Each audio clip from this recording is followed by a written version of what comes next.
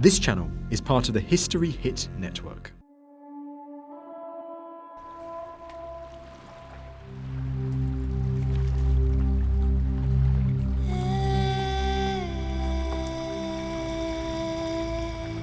Almost 5,000 years ago, at the dawn of recorded history, an extraordinary civilization was born in Egypt on the banks of the Nile. The monumental ruins that have come down to us still inspire both tremendous admiration and innumerable questions. Preserved in our museums, the incredible wealth of artifacts attest to what degree, for 3,000 years, this pharaonic civilization indulged in the production of works of art.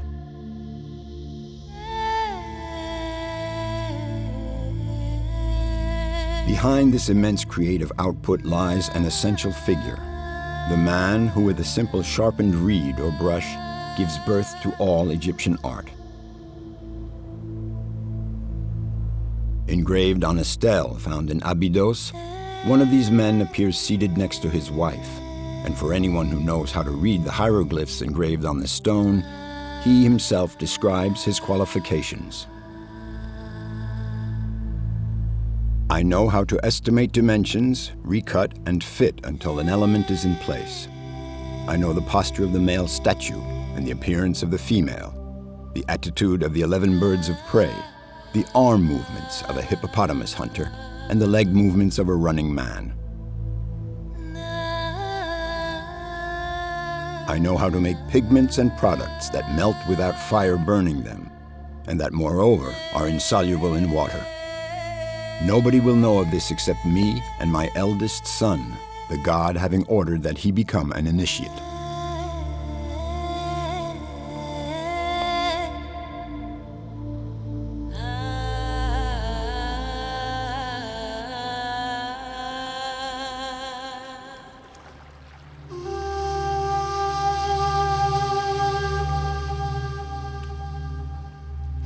For almost 3,000 years, the Egypt of the pharaohs endured in a world which, even though no longer ours, still remains recognizable.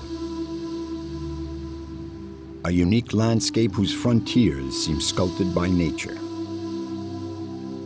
Thanks to its regular flooding, the life-sustaining Nile River, a fertile green band between two deserts, was ideal for agriculture. On its banks, the necropolises were built.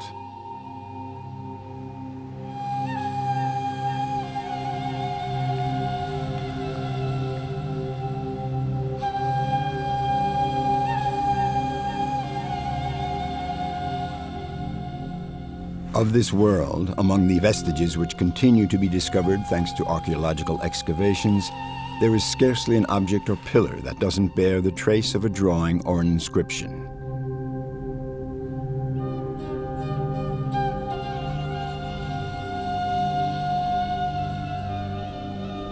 If you love history, then you'll love History Hit. We have tons of exclusive documentaries about the most important people in history that you will not find anywhere else. Our extensive catalogue of documentaries covers everything from the rise of Hannibal Barca to the illustrious treasures of King Tut. So sign up today for broadcast quality documentaries uncovering the mysteries of the ancient world. Not only that, but we have a huge podcast network releasing new episodes every day, so you'll always have something to listen to. Sign up now for a free trial, and Odyssey fans get 50% off their first 3 months. Just be sure to use the code Odyssey at checkout. Drawing is the first of all the arts, the cradle of all the arts. That's to say, whether it's a work of architecture, a low relief wall, or a statue, it all starts with a drawing. For the ancient Egyptians, a monument without images is a monument that does not work. There have to be images on temple walls, on tomb walls, so that they may perform their magic in the afterlife or in the world of the gods.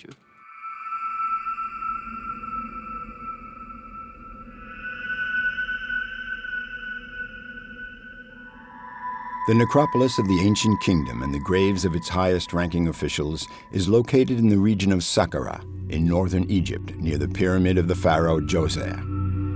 It is largely thanks to the discovery of the funeral chapels and tombs of the nobility that we first came in contact with Egyptian art.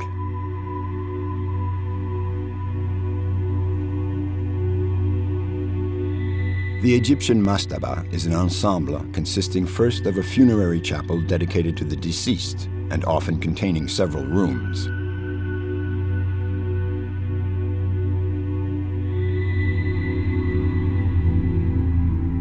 Underneath this chapel, a deep shaft was dug that led to a burial chamber in which were placed the sarcophagus and the mummy of the deceased. The shaft was then walled up. On every level of this funerary structure, and regardless of the nature of the surface, drawings, bas-reliefs, and inscriptions succeeded one another according to precise graphic rules.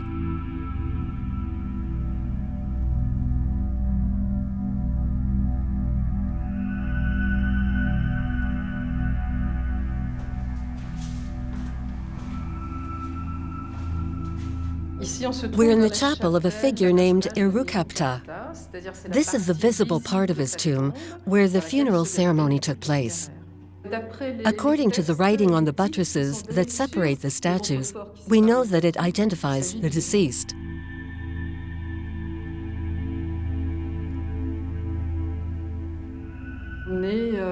It dates back to around 2500 BC. In front of this false door were placed the offering tables on which food was left daily to sustain the deceased in the afterlife.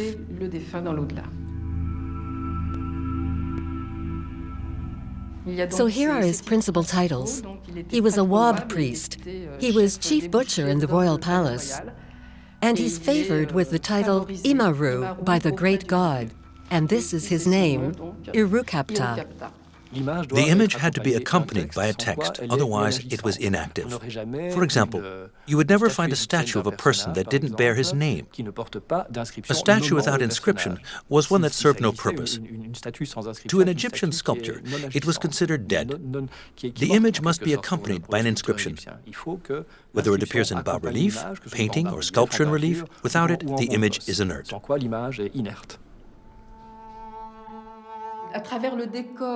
These images are meant to show who he was in life. He was chief butcher in the royal palace. But their purpose is also to present all of the elements that allow the deceased to continue to exist. They represent everything necessary to nourish the deceased and that will allow him to survive in the afterlife. From the 10th dynasty, we begin to see representations of funerary meals, and little by little, the designs become more complex. Beyond the daily offering, we also begin to see how these offerings were produced, which leads to entire scenes based on agriculture, crafts, and fishing.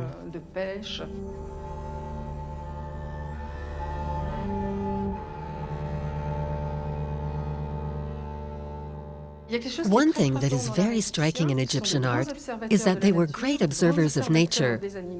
It's true that they were always very skilled in their representation of animals. You see it very well with these birds.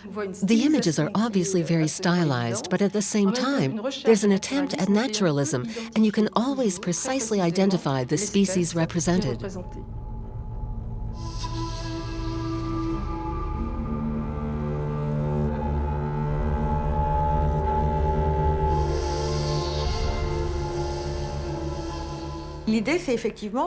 The idea is that the Egyptian representations of paradise should surround him in his chapel. Once again, the magical aspect of the drawings, or to use the more correct expression, although perhaps a bit more complicated, let's say, is the performative aspect, in that the designs actually perform the magic of bringing to life what is depicted. For example, perhaps you've seen pictures of horned vipers in the pyramid texts. These vipers are deadly, and since drawing them makes them real, they of course are extremely dangerous. They must be killed, so they are depicted with a knife planted in their head to prevent them from doing harm in the afterlife. So this says a lot about the performative aspect of ancient Egyptian art.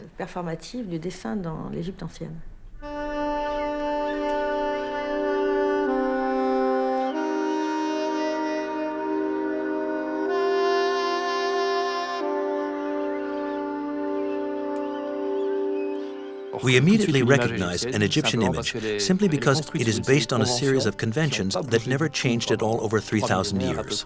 It's a system to which we sometimes refer to as aspective, because it aims at combining the most characteristic elements of a composition in the core of what is represented.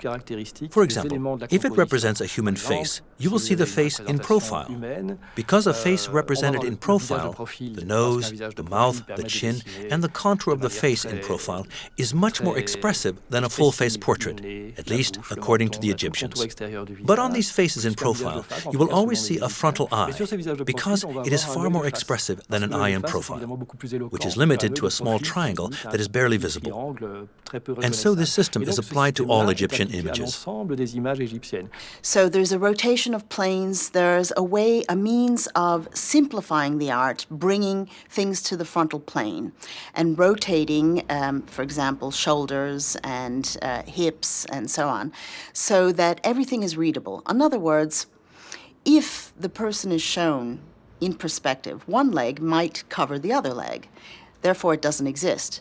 But if you extend the far leg, then it is seen by the viewer, and so both legs exist. So there's no doubt as to the figure having two legs, two arms, and so on. There is no room for ambiguity, and that is why the Egyptian image is always a static image. You'll have a figure that is represented seated on a chair in a static pose, or standing and about to take a step, but not in the action of walking yet. This kind of stasis is specifically aimed at never representing movement, because movement was considered to be ephemeral, in the process of passing, of happening, and thus finite, while a static image is a source of all potential possibilities. So this is pretty much the base of the Egyptian system, and it applies to both writing and image. Everything is represented in the most permanent way possible, the least ephemeral possible, the least volatile possible. It always aims for permanence, for continuity.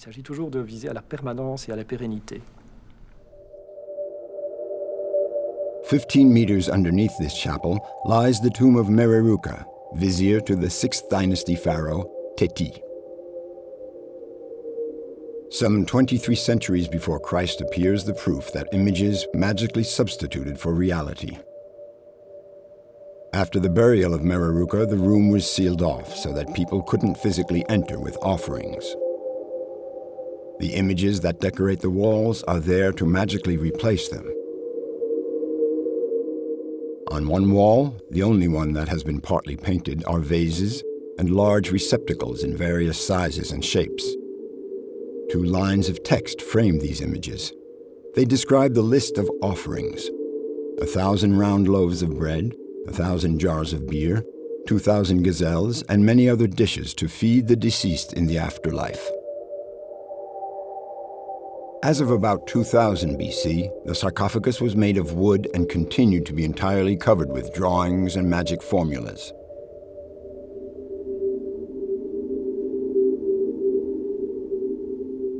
Finally, the mummified body of the deceased was placed inside, where it would continue to defy time.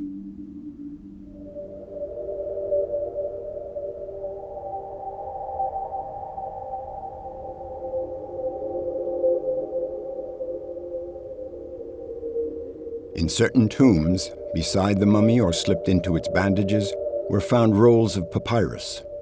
These manuscripts were known as the Book of the Dead, literally translated as the Book of Coming Forth into the Day, proving the Egyptians believed in life after death.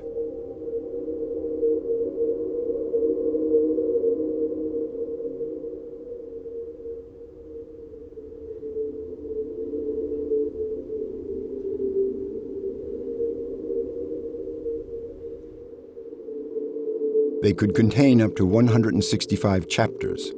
The Louvre Museum displays one that is more than 20 meters long.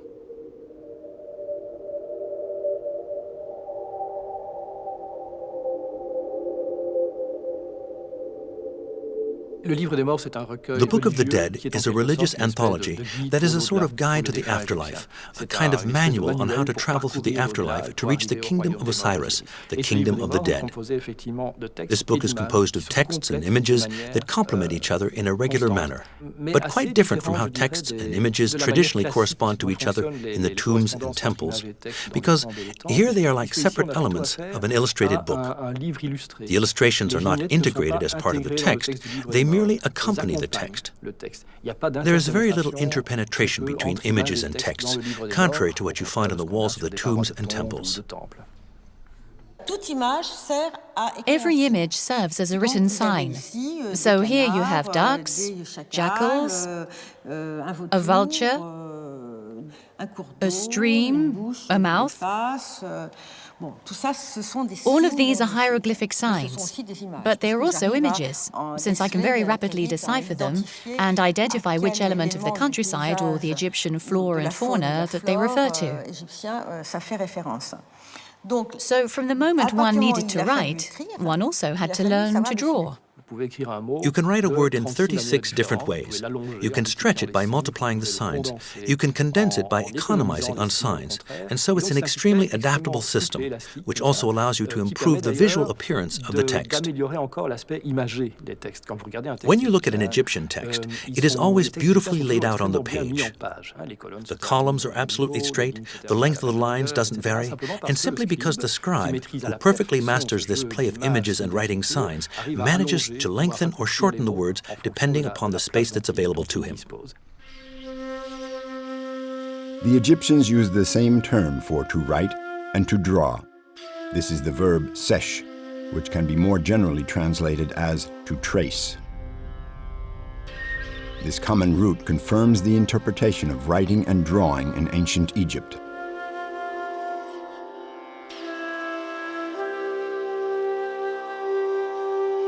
The designer in ancient Egypt was the contour scribe. So this is a scribe, someone who writes, but specializes in designing the contours of images. That is the Egyptian designer, what we call a contour scribe. And this makes us realize the ambiguity surrounding the status of the scribe and the designer, whose professions were not strictly separated from each other. The scribe designed and the designer wrote.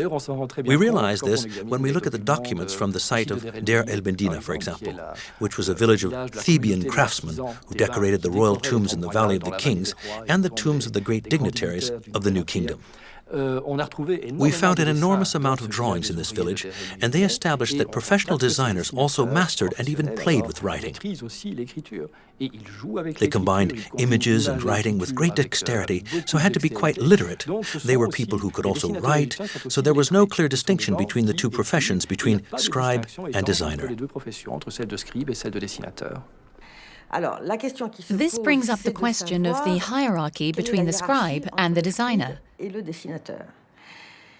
We now understand, by looking slightly differently at designs that interest us, that there did exist, in fact, a real hierarchy, as there also did in Europe later on.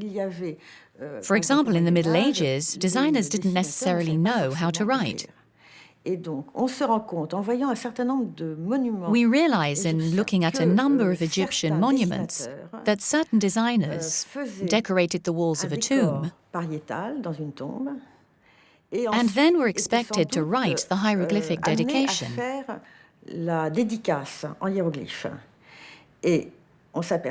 And since we are familiar with Egyptian grammar, thanks to Champollion and his successors, we notice that there are huge mistakes, not only in spelling, but in grammar. So it's obvious that certain designers designed, but didn't know how to write very well. They had the rudiments of graphic text, but they were better designers than scribes. All the literary texts that we have written by scribes show to what degree the mission of the scribe was not only to help the government collect taxes, but also there was a whole category of scribes who devoted themselves to the transmission of literary and moral texts. These are what we call sapiential texts, wisdom texts, that from generation to generation define the duties and moral precepts that governed Egyptian society. And these particular scribes were were undoubtedly the elite of scribes. So we can assume, with certainly a few exceptions, that the scribes who wrote were the elite, and those who designed came slightly below them, in that they were not necessarily expected to know how to write.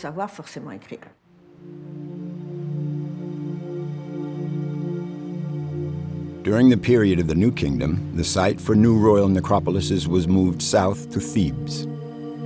Between 1500 and 1000 BC, Egypt enjoyed the most glorious and prosperous period in all Egyptian history. During 3 dynasties lasting nearly 5 centuries, the mountains on the west side of the Nile across from Thebes became the Valley of the Kings. And like Saqqara, the elite of the kingdom were buried near their sovereigns. It's here, in this Theban necropolis, under the reign of Amenhotep II, monarch of the 18th dynasty, that the cupbearer of the king, whose name was Sumnyat, chose to be buried. His mastaba, closed to the public today, allows us to grasp some of the trade secrets of these artists, responsible for the decoration of chapels and tombs.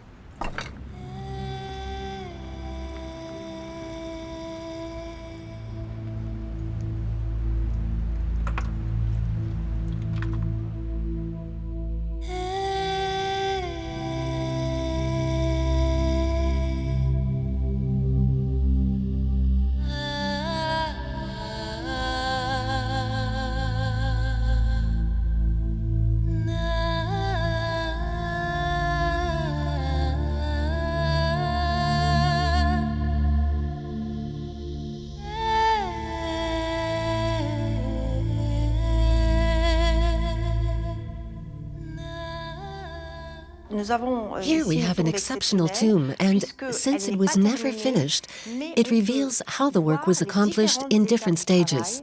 It also shows that there were several different artists at work, because they did not necessarily use identical techniques. On certain walls, they set up grids that are scaled to the sizes of the people to be depicted. The future occupant of the tomb, its owner, is represented as a very large figure, and the figures that he is observing are smaller. Thus, we have squares that correspond to the size of the figures. It's difficult to say exactly at what moment the paint was applied, because it looks like each scribe had his own special way of working. Some would complete the drawing first. Others would do a simple sketch first, then apply the paint, and last do a very precise contour line along the painted edges. So I doubt there were any rules. The pigments most often used were mineral pigments, which the Egyptians could easily obtain close by. That would have been all the ochres, all of the copper-based elements found in nature. Obviously, the most stable colors were the ochres, and also the reds and greens. Black, for example, was obtained from smoke and was much less stable. Sometimes it could be erased by just brushing your hand against it, and that's why often it is not as well conserved. The styles changed according to period. When you enter a tomb, you can know immediately whether it's 18th or 19th dynasty. Artistically, I think the 18th dynasty was the greatest period. I mean, the work was of the highest quality, always beautifully finished, the drawings done with such precision, the colors so finely applied. The dazzling polychromy, such as exists in the tomb of Horemheb, for example, is overwhelming. A very interesting thing about this tomb is that some portions of the drawings and sculptures are only partially completed, whereas others are totally finished. This is really one of the most beautiful. Horemheb, the last pharaoh of the 18th dynasty, whose tomb is located in the heart of the Valley of the Kings. What it reveals to us is unrivaled by comparison with the tombs of other pharaohs, even if this is one that remained unfinished. Due to the sovereign's premature death, the artists couldn't complete their work.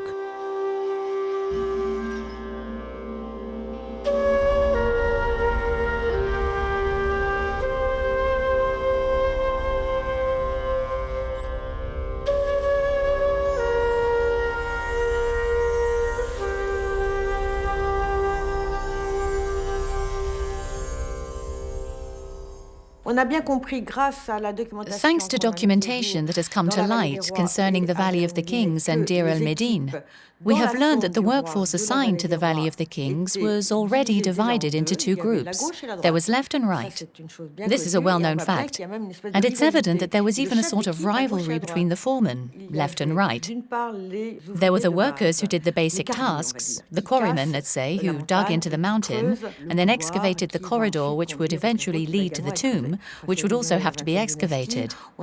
Apparently, during the 20th dynasty, there were teams of 120 men. That makes 60 on each side. And then there were the foremen and also the scribes, who checked attendance each morning, took note of it, and also kept a record of the work's progress. We actually have the papyruses that give us a day-by-day account.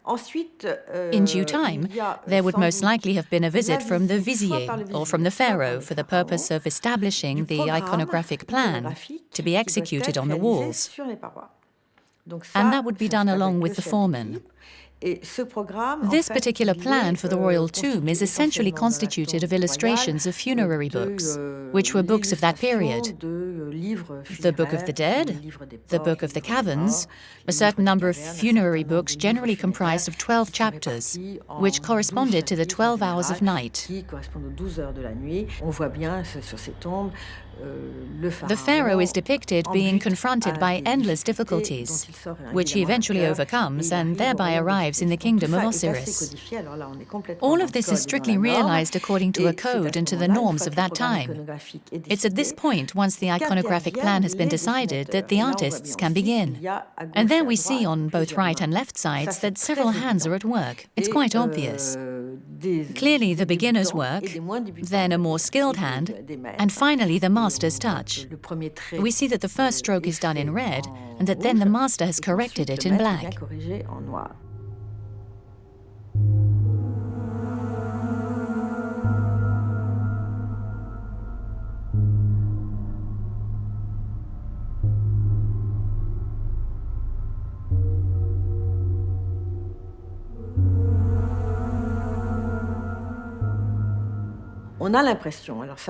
We have the impression, at least that's what I imagine, that in the Valley of the Kings, artists are also scribes. Because it's often clear that the hand that did the writing is also the same that did the drawing. Then comes the sculptor's turn. And with extraordinary talent, he will shape the figures of the pharaoh, of the gods, and sometimes even engrave the hieroglyphs.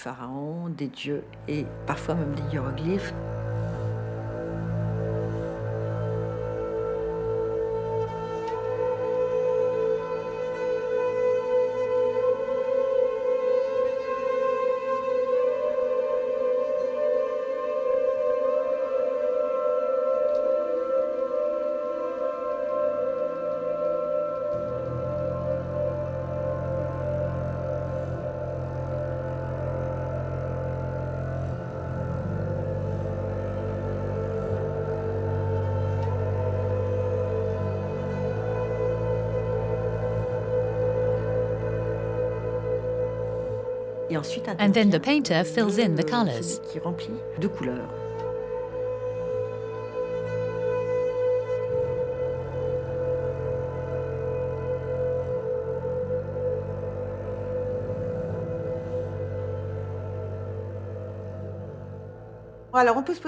We may also wonder if there was a painter who specialized in black, another in red, mauve, blue, etc. That's a question we can't answer since it's not mentioned in the texts, but we can imagine that perhaps to speed things up, there could have been painters who specialized in certain colors. It's obviously the case for that final black stroke. A very exceptional tomb is the tomb of Ramses, located in the Theban necropolis. What is so lovely here is the simple drawing with the bas-relief sculpture. Only the eyes have been enhanced in black, with no other colors added.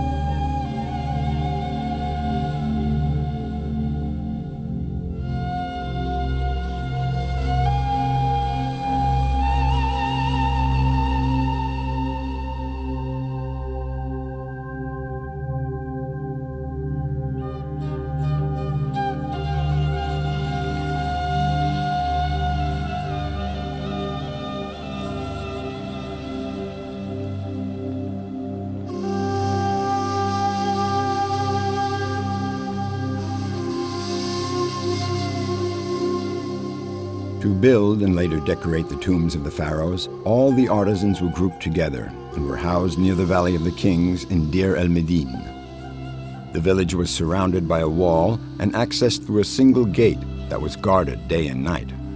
These ruins show that under Ramses, it was composed of 68 houses. When occupancy was at its peak, it contained 120 families. This was a relatively privileged community, as can be seen by examining the documentation of the village. For example, this community lived according to a series of social rules and received its provisions from the governing powers. So it really was a somewhat privileged community. Its inhabitants were literate, and though they may not have belonged to the Egyptian ruling elite, they certainly were highly regarded throughout the region of Thebes.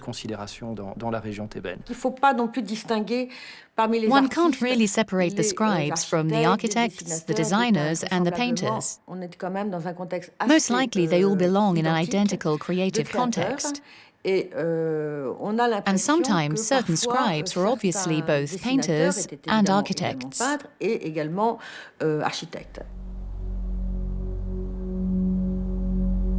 the hillside by Deir el-Medine, these artists built and decorated their own tombs.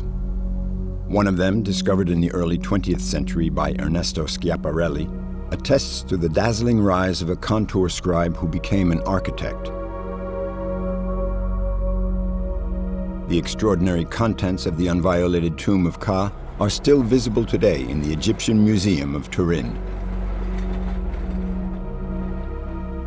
Among the multitude of artifacts found inside the tomb is the sculpted standing figure of the architect Ka.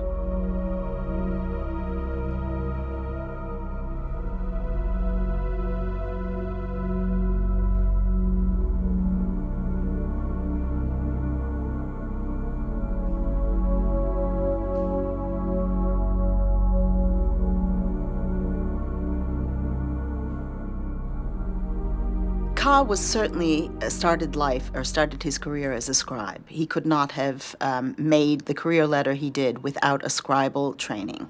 And we have some of his walking sticks that name him Ka the scribe. So there's no question that he was a scribe. And he rose through the ranks and became an architect or an overseer of the king's works.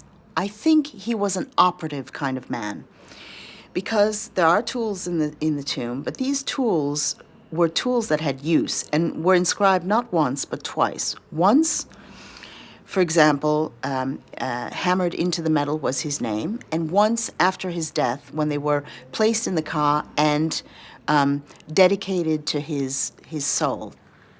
He was a very important man. He was the royal architect. It is clearly stated on his cubit ruler. It also states that it's a magic ruler. Of course, he never used it. It's made of gold, so we imagine that he wouldn't have used it.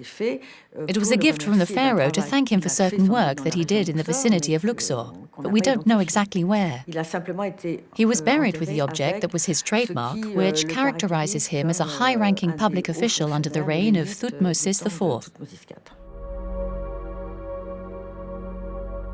Ka's tomb is very impressive. There's no question about it, because there are over 500 objects in it.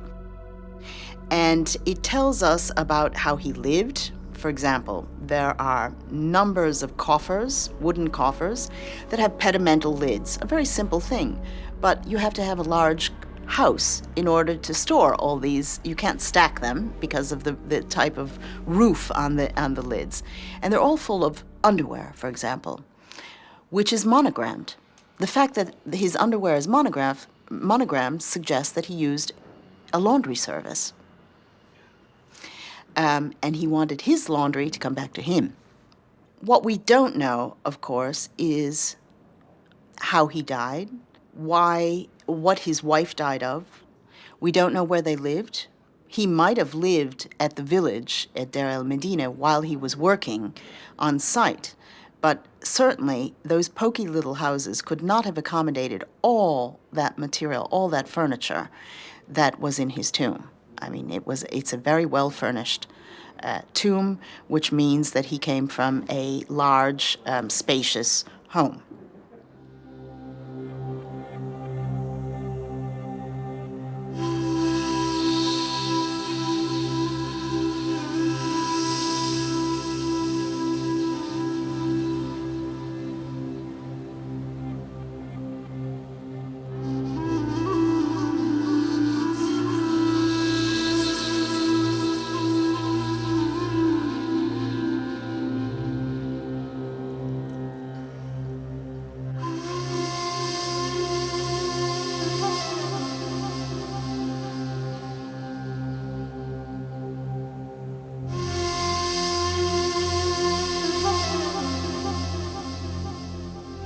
Under the auspices of another pyramid, far from the banks of the Nile and its necropolises, the crouching scribe continues to grace the galleries of the Musée du Louvre with his enigmatic presence.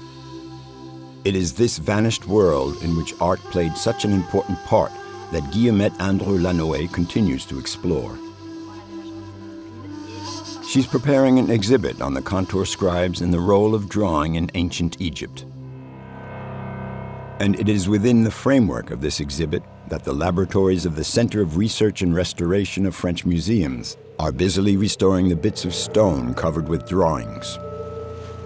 These Ostraca, found in great numbers in a well near the village of artisans, Deir el-Medine, constitute an unprecedented and complex new source of information. For Egyptologists, they raise questions concerning the personality of these designers and about their environment.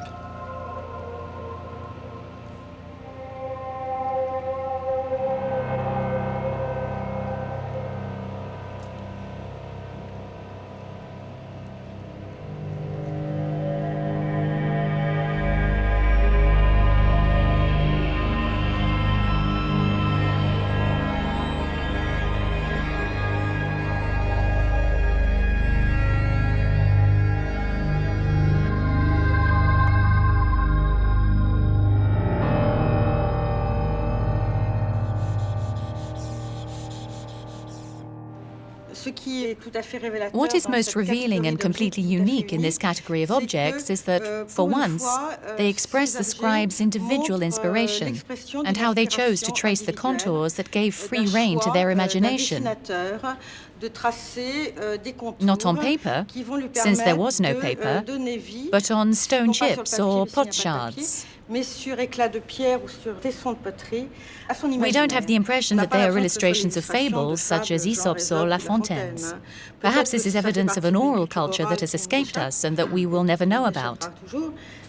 Personally, I think they reflect spontaneous creative moments, the way any talented artisans or artists might do satirical drawings for their own enjoyment and relaxation.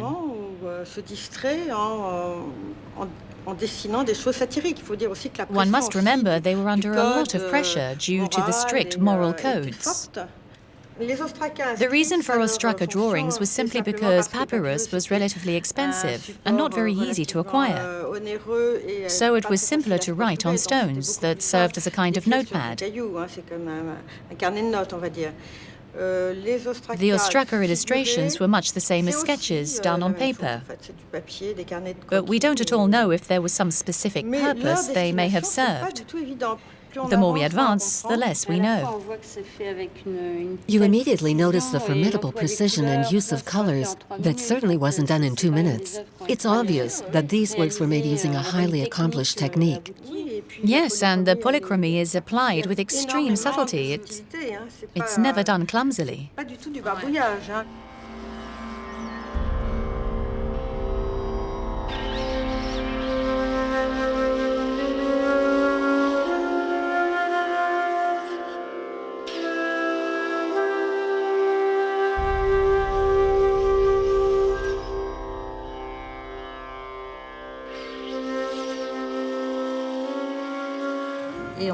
You can see that the dogs aren't all the same breed, and the hairs are rendered in such detail.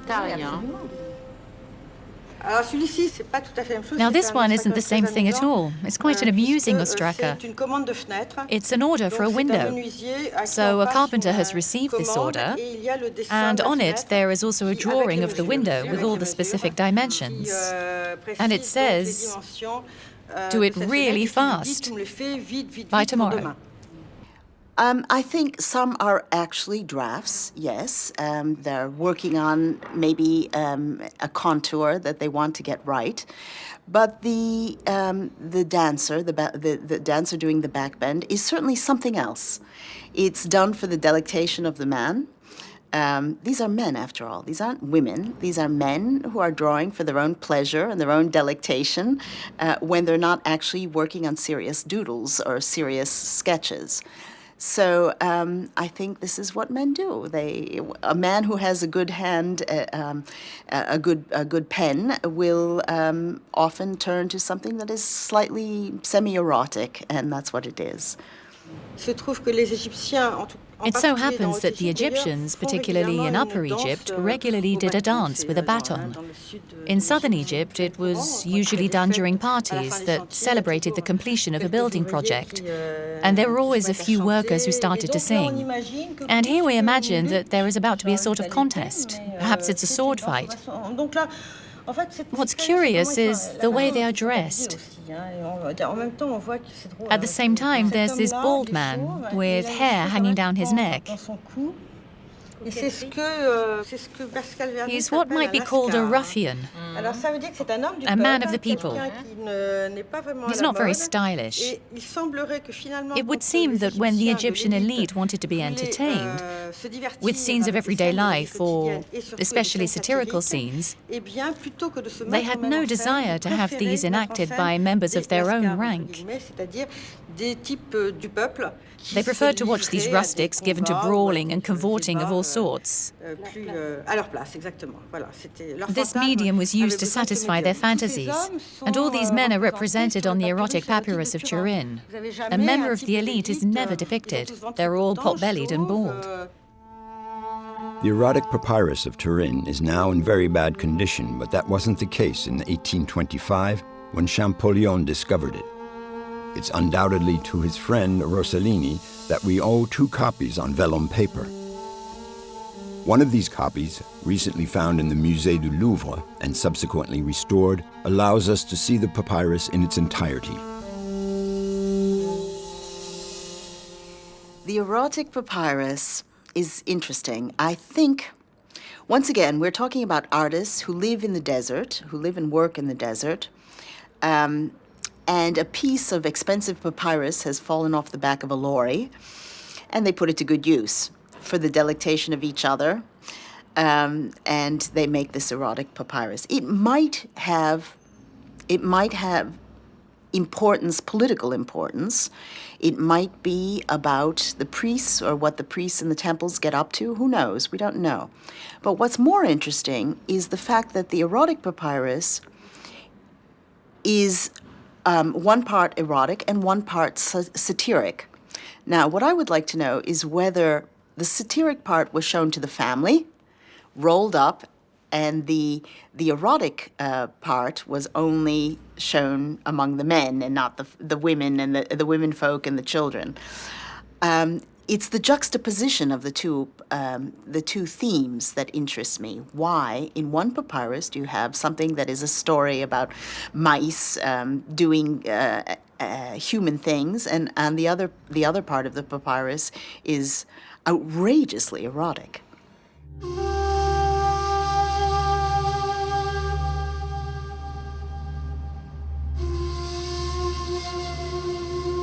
Several European museums, one of which is the Royal Museum of Arts and History in Brussels, have collaborated to present an exhibition on the contour art of ancient Egypt. And thus certain works must be sent to Paris and the Musée du Louvre.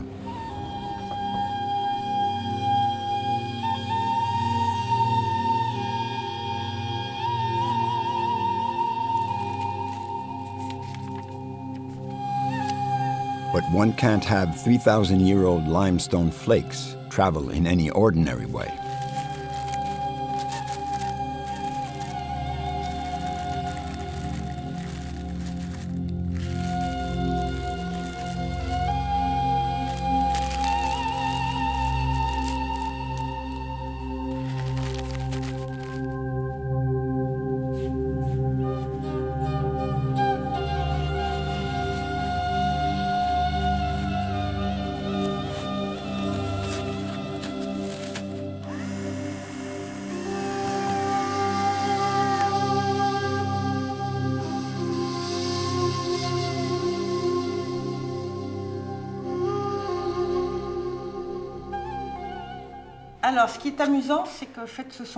Here's something interesting. These 2 objects are both made out of wood. There are these beautifully traced lines. So even though it's just a wooden base, the veins of wood stand out. So it's really the design that creates and expresses more of a feeling than an idea. I thought that if by some magic you couldn't manage to fit them in together, there might be some other way to do it. It's a tight fit, but by moving things around a bit, we'll manage. That's also very lovely. This is obviously one of the stars in the Louvre collection, who is depicted on this extraordinary ostracan of shiny limestone. We're almost certain that it represents Ramses VI. The cheek actually has a glow. It's extraordinary. What is also very striking is that the artist seems to have used the natural relief of the stone for the mouth, so as to suggest a bit more volume. And there is also the aspect of the cheek, which is heightened by the pinkish shade, as if he'd put on a touch of makeup. Here we also see this magnificent ear with the dangling earring. No, this type of art is really stunning.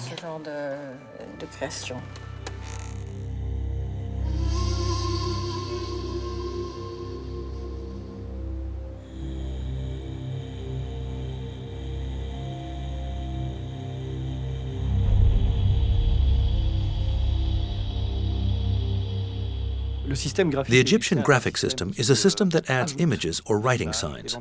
During its history, remember that we are talking about 3,000 years of history, so during those 3,000 years, the language was evolving. There were new graphic symbols that found their place alongside the Egyptian images as time went on, that didn't exist at the very beginning, but were added through the centuries. But at the same time, the system itself basically remained the same. It's a system that kept adding on to itself, but eliminated very little. So finally, from the earliest era of Egyptian history in 3000 BC and all the way through to the Greco-Roman period, there were no important modifications to how the system functioned, just as there were also very few modifications in the Egyptian political and belief systems. All the fundamental principles that existed from the time ancient pharaonic civilization began, with the first dynasties, continued to be applied all the way through to the Greco-Roman era. And despite foreign powers which would finally dominate Egypt, and the pharaohs becoming Assyrians or Persians, and later Greeks or Roman emperors, all those foreign cultures, those foreign powers, would adapt themselves to the basic structure of Egyptian civilization. Thus, the writing and graphic systems, which constitute the very backbone of the mode of expression of both the religious and political systems, would vary little in the course of time. A civilization based on representational art, ancient Egypt has handed down a number of remarkable images to us. However, the word art didn't precisely exist in ancient Egypt. The notion of art for art's sake appears to be absent from the Egyptian mentality, in which the work of contour scribes, painters, sculptors, goldsmiths, or even architects had only the one essential aim of rendering eternal all that was real, of immortalizing life. I believe, nevertheless, that we're also human beings, and what we're dealing with is human creativity. That to be so obsessed by the representation of an ideal paradise, where there are no fatiguing chores, no disastrous floods, where there is no sickness, all this certainly means there was a tremendous anxiety. I am almost convinced that these systematic representations of the ideal and absolute reveal a profound fear of what Egyptians might expect to find in the hereafter. In chapter 109 of the Book of the Dead, the Fields of Offerings, that great hereafter which the Egyptians hoped to reach after death is described as a place of delights. Here begin the spells for one's coming forth by day, for entering and coming forth from the world of the dead, reaching the fields of reeds, finding oneself in the field of offerings, the great place rich in winds, and there to be powerful, happy, to labor, to reap, to eat, to drink, to make love, to do all that one does on earth.